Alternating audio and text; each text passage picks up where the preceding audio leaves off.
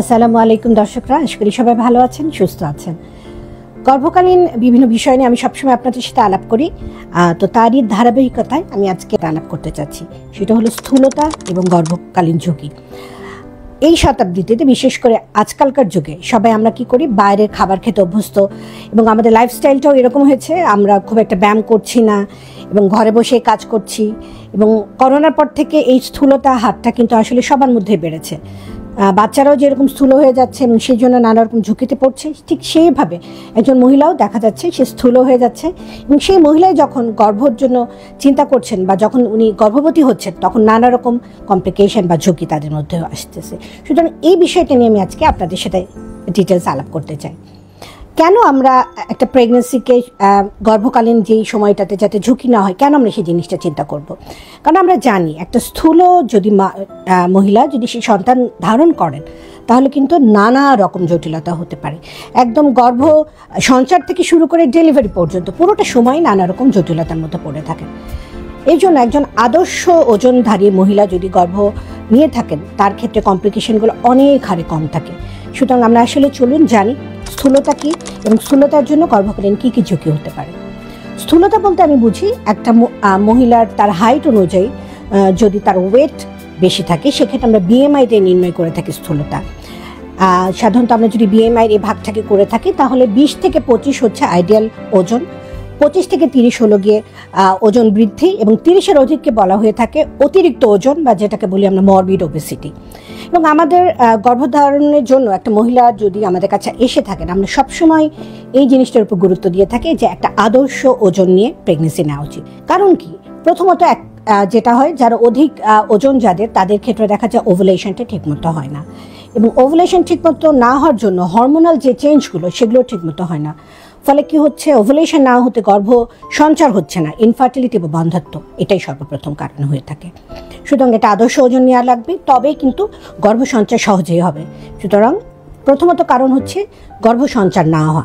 দ্বিতীয়ত, একটা স্থূল মহিলা দেখা গেলো গর্ভ সঞ্চার হয়ে গেছে তারপরেও কিন্তু তার গর্ভপাতের ঝুঁকি থাকে।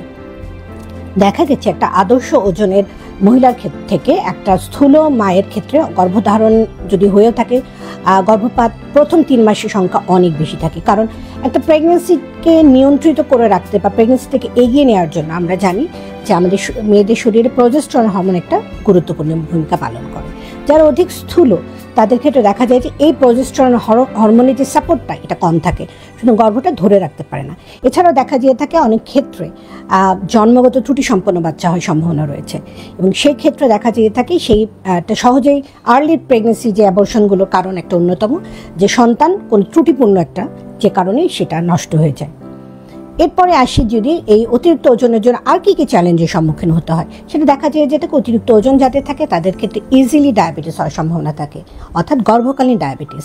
এবং এই গর্ভকালীন ডায়াবেটিস শুধু যে মায়ের উপরে ঝুঁকি ফেলছে তা না, তারা অনাগত সন্তানের উপরেও কিন্তু সেটা ঝুঁকি ফেলছে। এবং সাধারণত দেখা যায় যে ফার্স্ট ট্রাইমেস্টারেই যদি কোনো মায়ের ডায়াবেটিস ধরা পড়ে থাকে, সেক্ষেত্রে কিন্তু সেই সন্তানের জন্মগত ত্রুটি হওয়ার সম্ভাবনা অনেক বেশি। এছাড়া পরবর্তীতে দেখা যেয়ে থাকে এই ডায়াবেটিসের জন্য বাচ্চা ওজনে বেশি হয়ে থাকে, এবং সেই বাচ্চা ওজনে বেশি হওয়ার জন্য সময়ের আগে ডেলিভারি হওয়ার সম্ভাবনা থাকে, এবং দেখা যেয়ে থাকে অনেক ক্ষেত্রে কিন্তু নর্মাল ডেলিভারি না সিজারিয়ান ডেলিভারির দিকে যেতে হয়ে থাকে। এছাড়াও যারা অধিক ওজনে প্রেগনেন্সি নিচ্ছেন তাদের কিন্তু উচ্চ রক্তচাপের ঝুঁকি থাকে, অর্থাৎ প্রেগনেন্সির সময় দেখা যেয়ে থাকে সাডেনলি তার আগে কখনো প্রেশার ছিল না, প্রেগনেন্সিতে তার প্রেশার ধরা পড়লো, এবং যে জন্য তখন আমাদেরকে দেখা যাচ্ছে প্রেশারের ওষুধ দিতে হচ্ছে। এবং এই উচ্চ রক্তচাপের জন্য গর্ভের সন্তান অনেক সময় ঠিকমতো পুষ্টি পায় না, এবং সন্তান ওজনের থেকে সময়ের থেকে কম ওজনে সন্তান ভূমিষ্ঠ হওয়ার সম্ভাবনা অনেক বেশি রয়ে থাকে। এছাড়া অনেক সময় দেখা যেয়ে থাকে এই যে ওজন বৃদ্ধির জন্য পরবর্তীতে মায়ের পেটে পানি বেশি হচ্ছে, অর্থাৎ যদি ডায়াবেটিসটা অনিয়ন্ত্রিত হয়ে থাকে, প্রেগনেন্সিতে নিয়ন্ত্রণ করা না যায়, সেক্ষেত্রে গর্ভের যে ফুলের মধ্যে যে প্লাসেন্টা থেকে বেশি সিক্রেশন হতে থাকে, এবং পানি যে অ্যামনিওটিক ফ্লুইড সেটাও বেশি হয়। ফলে পলিহাইড্রামিয়াসের জন্য দেখা যেয়ে থাকে অনেক সময় আমাদের সময়ের আগে ডেলিভারি হয়ে যায়, ডেলিভারি পেইন হয়, অথবা দেখা যায় সময়ের আগে আমাদেরকে সিজারিয়ান সেকশনের মাধ্যমে বাচ্চাকে ভূমিষ্ঠ করতে হয়। এ তো গেল মায়ের ঝুঁকি, বাচ্চাও কিন্তু ঝুঁকির বাইরে নয়। সাধারণত দেখা যেয়ে থাকে এই যে সময়ের আগে বাচ্চা ডেলিভারির জন্য বাচ্চা কিন্তু যেটা হয় সময়ের আগে ডেলিভারির জন্য যে প্রিম্যাচুরিটির যে কমপ্লিকেশনগুলো সেগুলো বাচ্চার হতে থাকে। অর্থাৎ যদি বাচ্চা ওজনে কম হয়ে থাকে সেখানে কম ওজনের জন্য বাচ্চার নানা রকম পরবর্তী যে প্রবলেমগুলো অর্থাৎ প্রিম্যাচুরিটি, এনআইসিইউ অ্যাডমিশন এবং সেই রিলেটেড কমপ্লিকেশনগুলো হতে থাকে। আর বাচ্চা যদি ওজনে বেশি হয়ে যায় অনিয়ন্ত্রিত ডায়াবেটিস বা ওই সমস্যার জন্য, সেক্ষেত্রে দেখা যেয়ে থাকে বাচ্চা জন্মের পর তার হাইপোথার্মিয়া, নিউমোনিয়া, শ্বাসকষ্ট অনেক রকম জটিলতায় পড়ে। এছাড়াও বাচ্চার তো বললাম যেটা যে প্রথমে যে জন্মগত ত্রুটি হওয়ার সম্ভাবনা রয়ে থাকে, অনেক সময় দেখা যেয়ে থাকে কার্ডিয়াক অ্যানোমালি হচ্ছে বা অন্য অ্যানোমালি যেগুলো হয়ে থাকে যেমন কিডনির, এগুলো হতে বাচ্চাকে কিন্তু রিপিটেড নানা রকম পরীক্ষা নিরীক্ষা এবং অনেক ক্ষেত্রে দেখা যেয়ে থাকে ইন্টারভেনশনাল সার্জারিও প্রয়োজন হয়ে থাকে, এবং যেটা কিন্তু শিশু মৃত্যুর জন্য অনেকখানি দায়ী।